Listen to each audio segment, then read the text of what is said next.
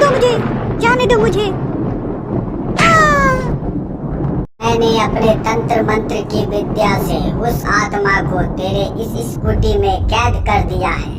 ध्यान रहे, भविष्य में इस स्कूटी को कोई स्टार्ट ना करे। अगर गलती से भी किसी ने इसे स्टार्ट किया तो अनर्थ हो जाएगा। दूर कहीं एक शहर था जिसका नाम दरभंगा था। वहीं हमारा हीरो राज रहता था, जो इस जमाने के बढ़ते हुए बेरोजगारी का शिकार भी था।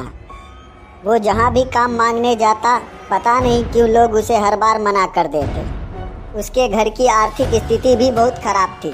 हमारे हीरो को नौकरी की सख्त जरूरत थी। तभी हमारे हीरो का एक साथी कहता है, मुझे पता है तुम्हें नौकरी की सख्त जरूरत है, तुम डिलीवरी का काम क्यों नहीं शुरू कर लेते? जब तक कोई दूसरा काम नहीं मिलता तब तक ही सही कर लो, इससे तुम्हारी आर्थिक सहायता भी हो जाएगी। और अगर कोई दूसरा काम मिल गया तो इसे छोड़ देना। मगर डिलीवरी के काम के लिए तो गाड़ी जरूरी है, और मेरे पास तो गाड़ी भी नहीं है। अरे तू टेंशन क्यों लेता है, मैं हूँ ना। मेरे घर पे एक पापा की पुरानी स्कूटी पड़ी है, वो मैं तुम्हें दे दूंगा और तुम उसे ठीक करा लेना। जब रात को छोटू के घर वाले अपने घर में सो रहे थे, तभी छोटू अपने दोस्त राज को अपने घर बुलाता है और फिर रात के अंधेरे में बिल्कुल चुपचाप स्कूटी घुड़काते हुए दोनों स्कूटर लेकर निकल जाते हैं। फिर अगली सुबह दोनों स्कूटर को लेकर एक ताला चाबी बनाने वाले के पास लेकर पहुँचे। मेरे इस स्कूटर का चाबी खो गया है, क्या आप इसकी डुप्लीकेट चाबी बना देंगे? लो जी, ये भी कोई पूछने वाली बात है, अभी बना दिए देता हूँ। इतना बोलकर उस्ताद जी एक चाबी बनाकर लाता है और जैसे ही स्कूटर में चाबी डालता है स्टार्ट करने को कि अचानक बिजली का जोर का झटका जरा धीरे से लगा, मगर गाड़ी भी स्टार्ट हो गई। फिर दोनों स्कूटर लेकर वहां से चले जाते हैं। उस दिन हमारा हीरो पूरा दिन डिलीवरी का काम करके अच्छे खासे पैसे कमा लेता है। रात को जब हमारा हीरो अपना काम खत्म करके अपने घर वापस जा रहा था, तभी अचानक से उसके फोन पे एक नया ऑर्डर आ जाता है और तब बोलता है, अब इसको निपटा के ही घर जाएंगे। इतना बोलकर हमारा हीरो निकल देता है डिलीवरी करने को, मगर रात कुछ ज्यादा ही अंधेरी थी और हमारे हीरो को दूर जाना था पार्सल लेकर। थोड़ी देर बाद ही हमारे हीरो के फोन पे घंटी बजती है। हमारा हीरो चलते चलते उस फोन को उठाता है। वो और कोई नहीं, हमारे हीरो का दोस्त ही होता है।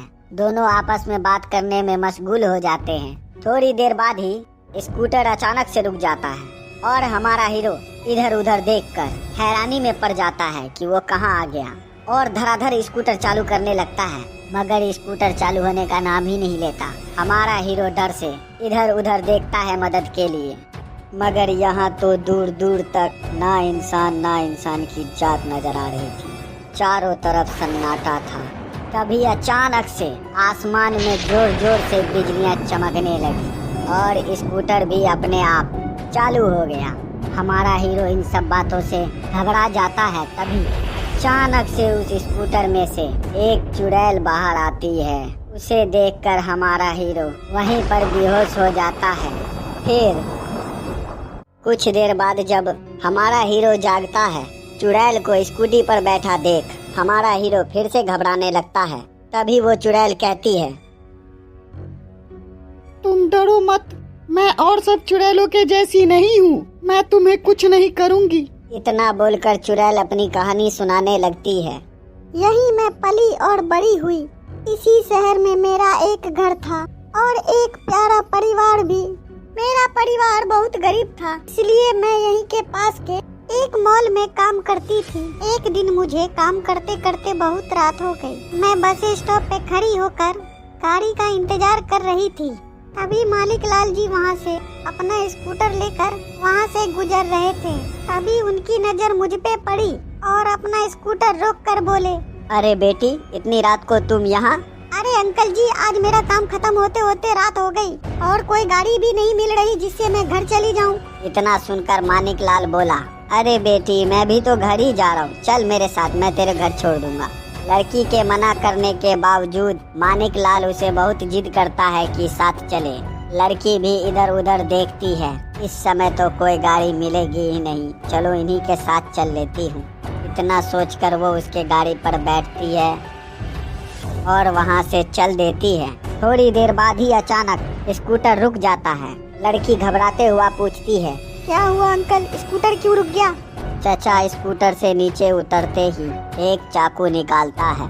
चाकू हाथ में देख लड़की चचा के इरादे समझ गई थी। लड़की भागने की कोशिश करती है मगर चचा उसे पकड़ लेता है और उसके साथ जबरदस्ती करने लगता है। लड़की खूब छटपटाती है। चचा उससे परेशान होकर उस लड़की का गला काट देता है। वो लड़की वहीं पे मर जाती है। फिर क्या हुआ?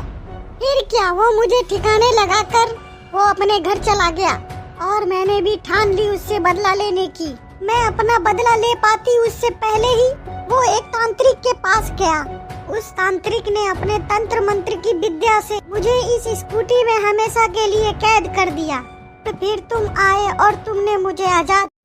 चुड़ैल की बातें सुनकर हमारा हीरो बहुत भावुक हो जाता है और कहता है, अब तो तुम आजाद हो, तुम जाकर अपना बदला ले सकती हो।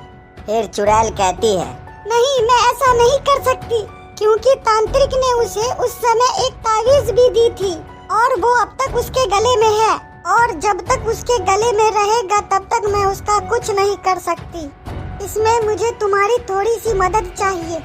अगले दिन हमारा हीरो किसी तरह बहला फुसलाकर उसे अपने साथ उस जगह पर लेकर पहुंचा और झट से उसके गले से वो ताबीज खींच ली और फिर अचानक से वो चुड़ैल बाहर आई और उसे चाकू मार मार के उसकी जान निकाल दी। और फिर वो चुड़ैल हमारे हीरो की तरफ बढ़ती है और कहती है, तुमने मेरी बहुत मदद की है, मैं तुम्हारा एहसान कभी नहीं भूल सकती। अगर तुम कभी भी किसी मुसीबत में पड़ो बस तुम मुझे दिल से याद कर लेना और मैं तुम्हारी मदद के लिए आ जाऊंगी। इतना बोलकर चुड़ैल वहाँ से चली जाती है।